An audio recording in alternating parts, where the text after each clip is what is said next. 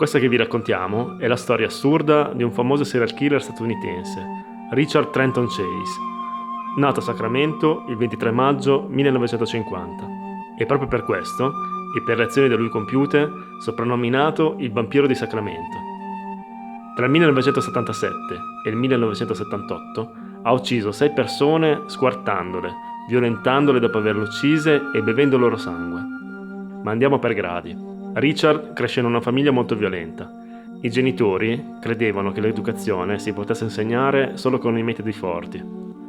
Come moltissimi serial killer, anche lui soffriva di quella che viene chiamata la triade di McDonald, cioè piromania, enuresi, il pialetto, e uccisione e tortura di animali.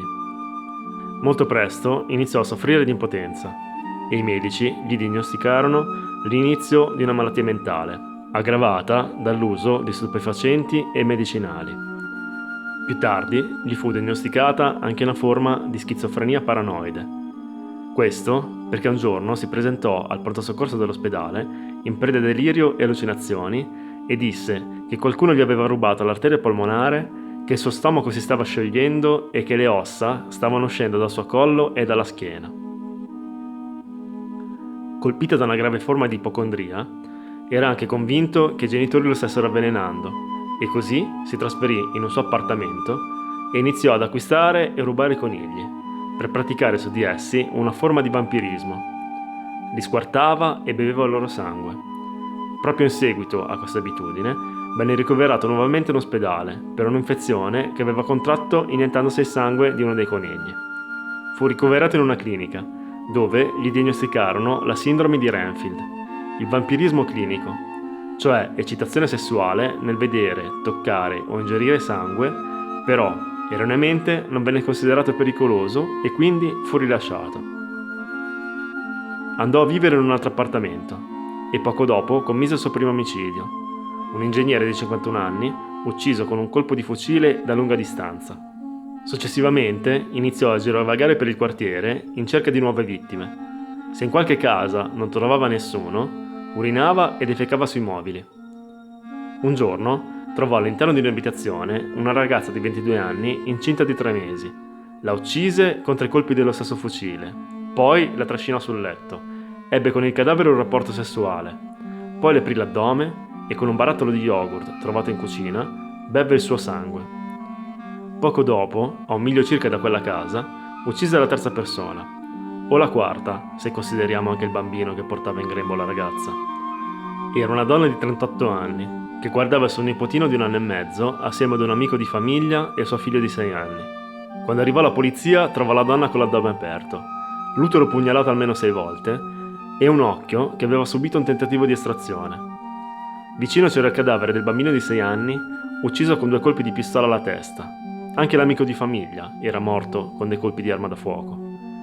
Non c'era invece il bambino di 1 anno e mezzo. Sulla culla però trovarono un foro di proiettile e del sangue. Esaminando la vasca da bagno, capirono che il piccolo era stato mutilato e poi il killer l'aveva portato con sé mentre fuggiva. Fu trovato in seguito davanti ad una chiesa, decapitato e con le chiavi di una macchina conficcate sulla schiena. Venne identificato nel 1979, grazie alle dichiarazioni di una sua ex compagna di scuola che l'aveva incontrato il giorno del primo omicidio. La ragazza disse: era trasandato, magro come un cadavere, con un maglione macchiato di sangue, una crosta giallastra attorno alla bocca e gli occhi incavati. Lo trovarono con una pistola calibro 22 e un giaccone insanguinati, e il portafoglio di una delle vittime. Il suo furgone era pieno di spazzatura, e nella sua casa c'erano odori di putrefazione insopportabile. Lì trovarono un coltello lungo 30 cm e degli stivali di gomma sporchi di sangue. In cucina 3 frullatori erano pieni di sangue. Nel frigo, poi, c'erano dei piatti con parti di corpi umani e sul calendario, nei giorni degli omicidi, c'era scritto oggi ed era scritto in altre 44 date successive.